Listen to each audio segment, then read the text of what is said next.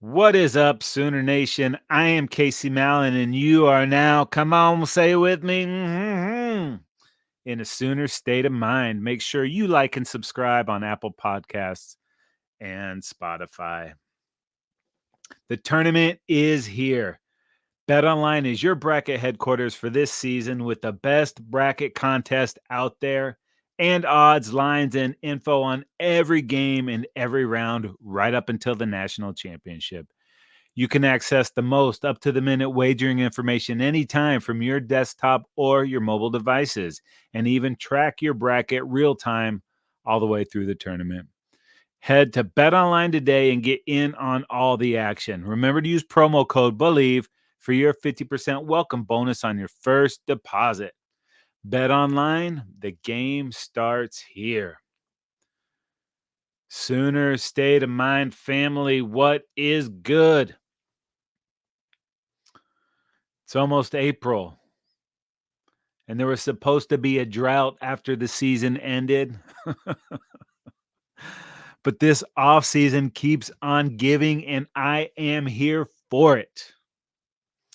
On today's episode, we'll check in with Spring Ball, a badass Sooner running back / coach gives Ohio State a stiff arm, a Derrick Henry size stiff arm.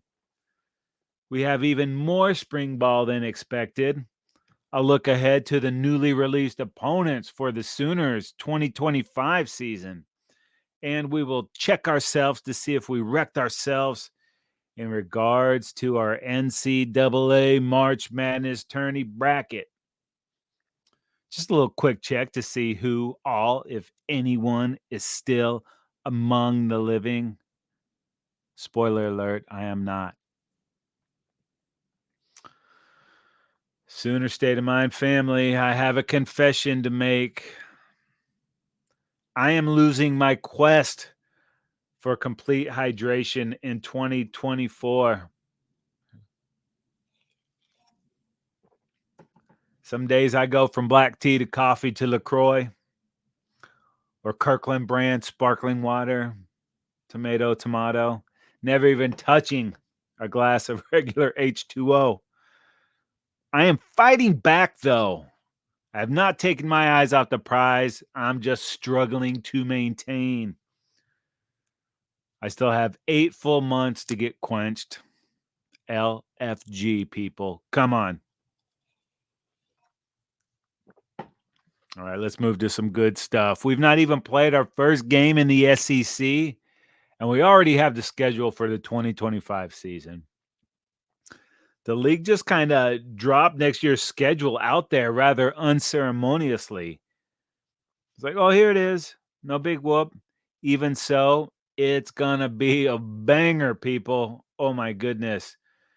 There was a lot of speculation as to how they would proceed, but apparently they're just going to flip the home and away conference portion of the schedule. So in 2025, OU will host Auburn, LSU, Ole Miss, and Mizzou, and they will have road games at Bama, South Carolina, and Tennessee. And of course, we'll play the Horns with the W as the road team in Dallas.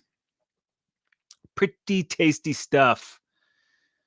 And even better, the dates for the non-conference games are already set.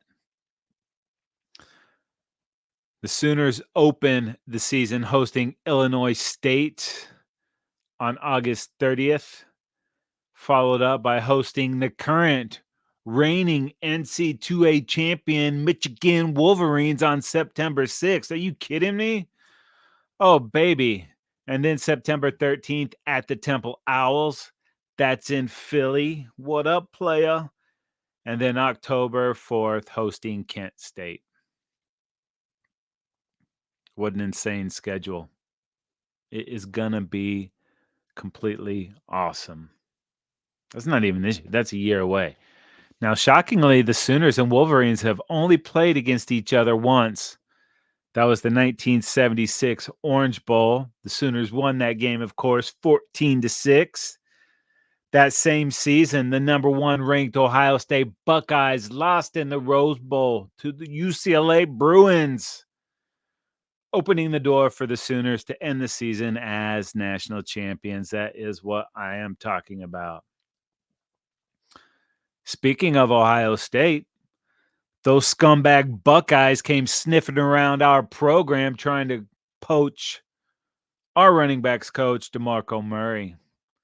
But the Sooner legend wanted no part of it, and the Sooners wanted no part of letting Murray walk. So Coach Murray and the Sooners agreed on a 3-year extension and a raise, keeping Murray on the staff for the foreseeable future. Murray is a rising star in the coaching world and a savvy recruiter, including landing the top running back of the 2024 class in Taylor Tatum, as well as Xavier Robinson. In 2020, DeMarco's running backs averaged almost 6 yards a carry, 5.7 yards per carry, and scored 18 touchdowns. In 2020, they averaged 5.4 per carry and had 19 rushing touchdowns. And even in a down year with the Sooners' backfield decimated by injury, as a team in 2023, they still rushed for over 2,300 yards. That's over 180 per game, 4.5 per carry, and had 20 rushing TDs, and that is not counting Dylan Gabriel's 12 rushing touchdowns. Moving forward, a healthy Sawchuk and Barnes, joined by Caleb Hicks, Sam Franklin, Robinson, and Tatum. Come on, man. On paper, this looks like it could be one of the best backfields in the nation. Super stoked to see how this thing plays out. Now, they're still going to have to earn it, obviously, but we have a bunch of studs back there ready to tote that rock, baby. Now, one of those studs we just mentioned, and we expected to see a lot more out of last year, was Javonte Barnes. After his breakout game against Florida State in the Cheez-It Bowl, where he went over 100 yards and had a touchdown, Barnes struggled with injury the whole 2023 season. And just recently in an interview, Barnes said, it was just a lot to do with my foot surgery and just the timing and just me kind of trying to rush it and make sure I can make it back for the season and be out there for the coaches and make sure they can depend on me. I just wasn't ready. There would be sometimes I would be like, okay, I feel good at practice. I feel good this week. And I would go back out there and I just wouldn't be able to burst. As for how the foot is feeling now, Barnes says it's doing great. I feel back to normal. I feel back explosive. That is good news. And this dude is saying all the right things, especially coming off such a difficult and disappointing season, especially with the infusion of talent coming to that running back room. He could have bailed out. He could have tried to transfer. That's not what he did. He stayed, and he wants to earn his place among it. And I think he's going to have a pretty good season. And every indication is he handled all that adversity the right way and will be a major contributor to that running game. Another Sooner looking to come back is coming back.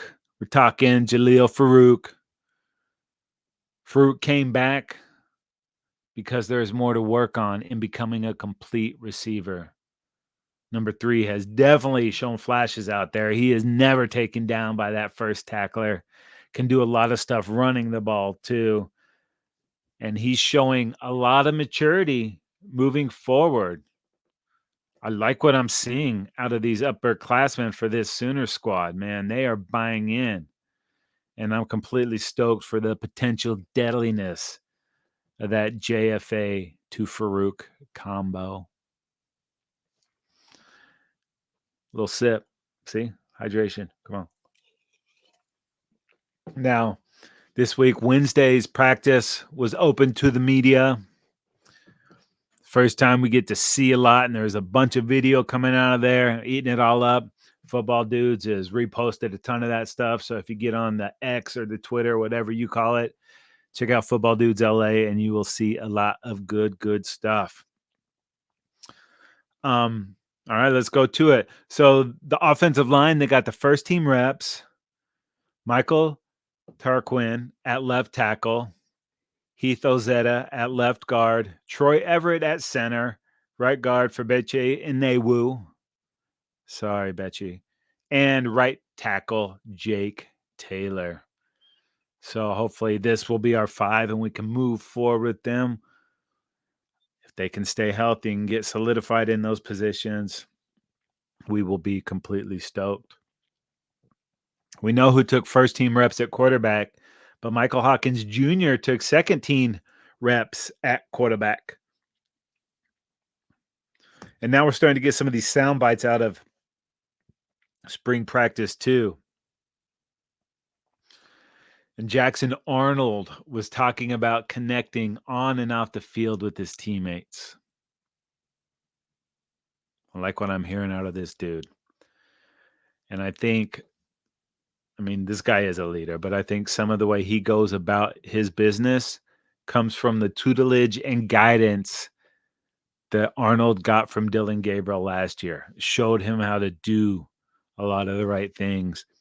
From what Arnold's saying, he was chomping at the bit. He wanted out there so badly last year. He knew what the situation was. He had to buy his time, but now dude is ready.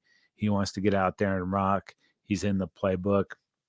He's saying the game is slowing down. And not only that, he's seeing everything and he's making quicker decisions, making better decisions.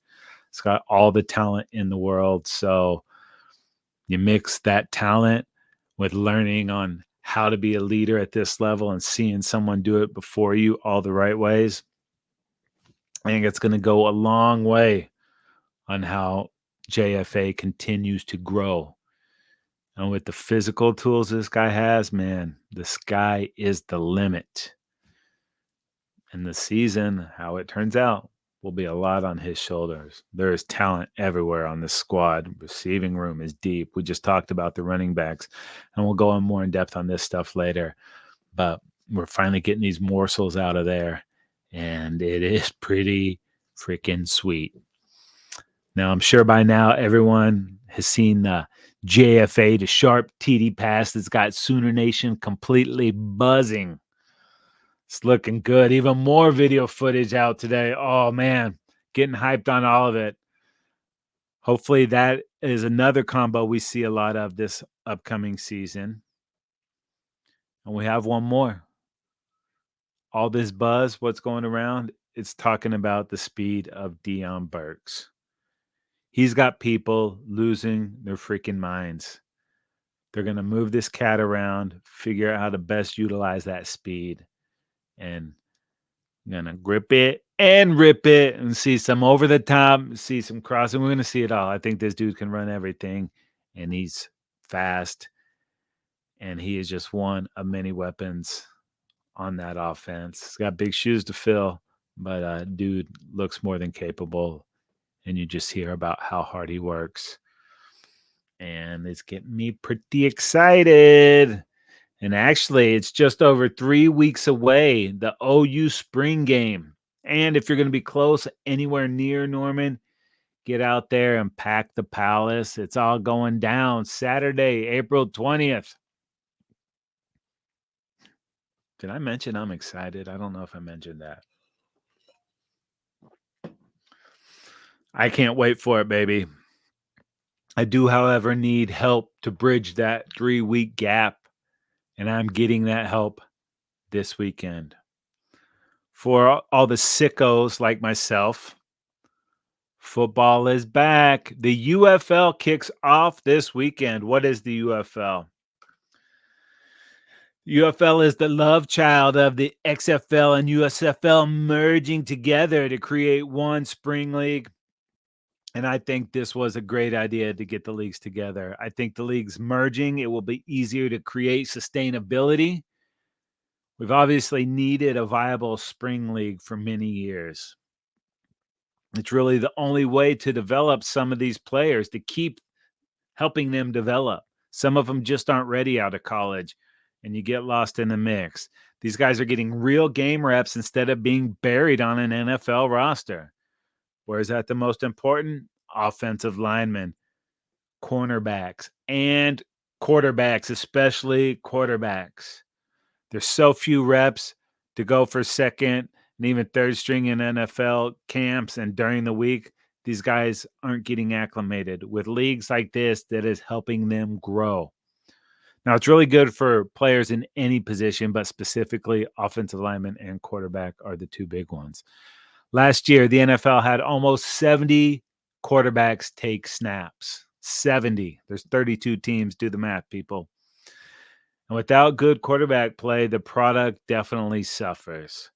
So this league will give those guys a chance to keep getting better and to eventually make that jump to the NFL.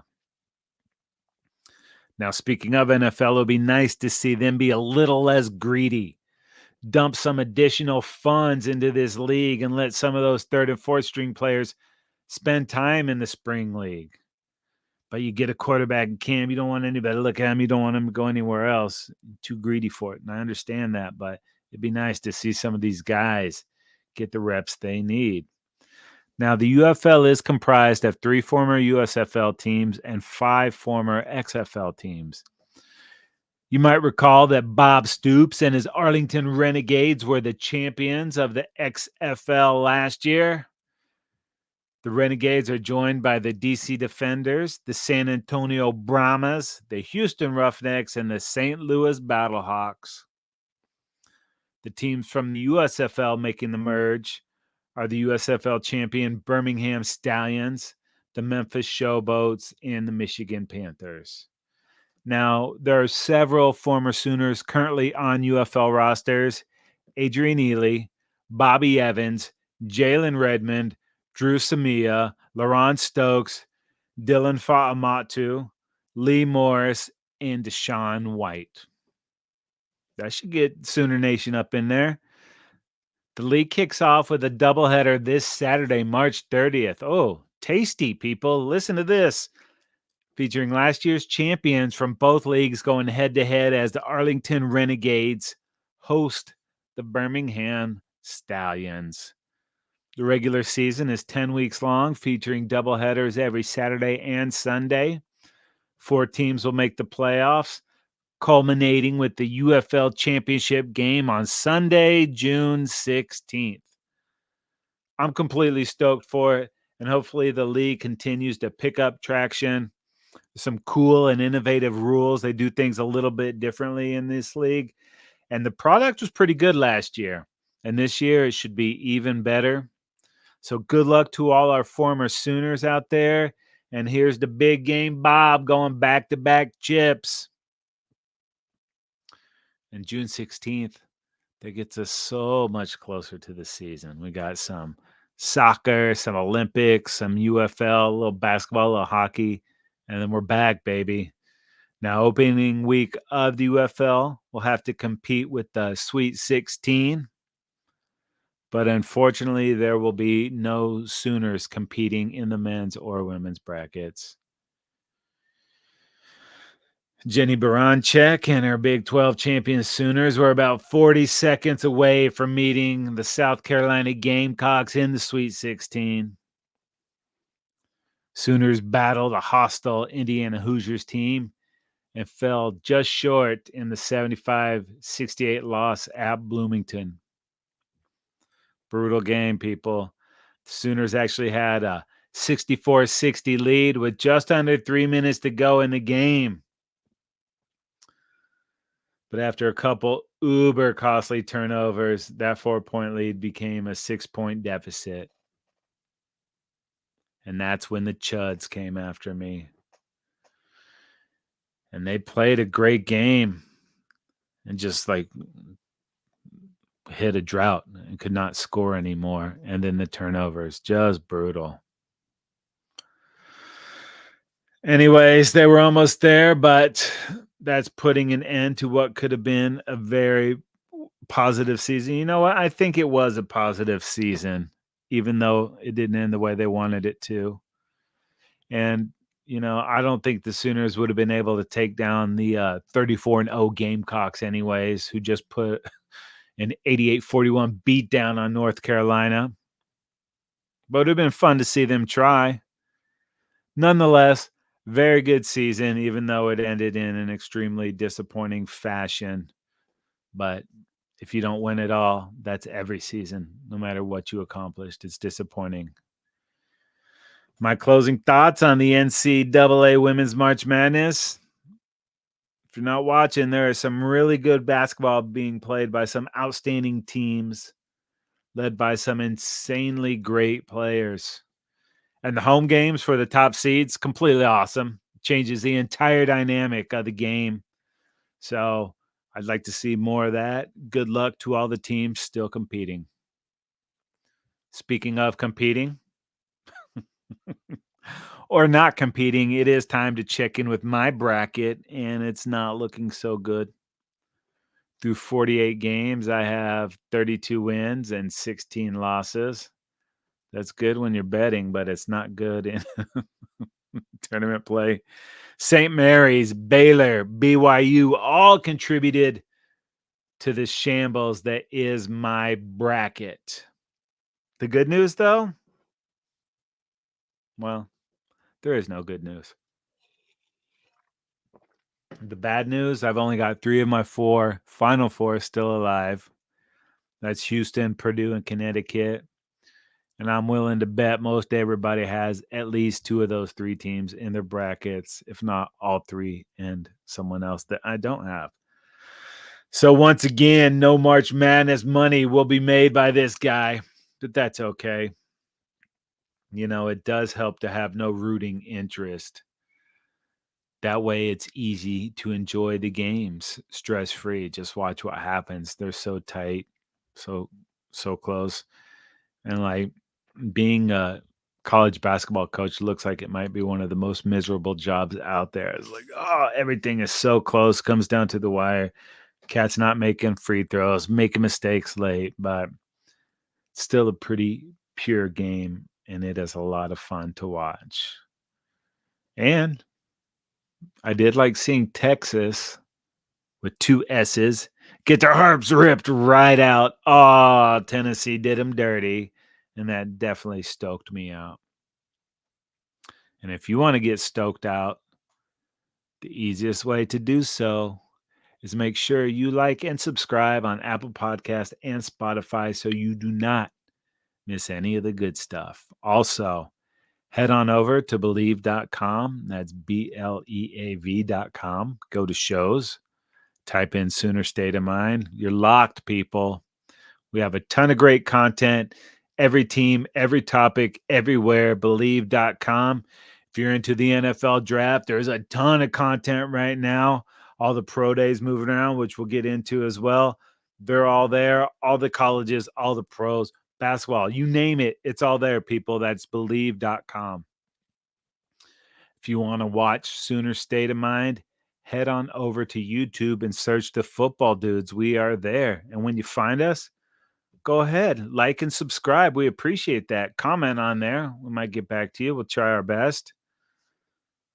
But the social interaction is good, people. Let's get this thing rolling and get fired up for football season, which will be upon us soon. By the way, Sooner State of Mind is brought to you by Bet Online.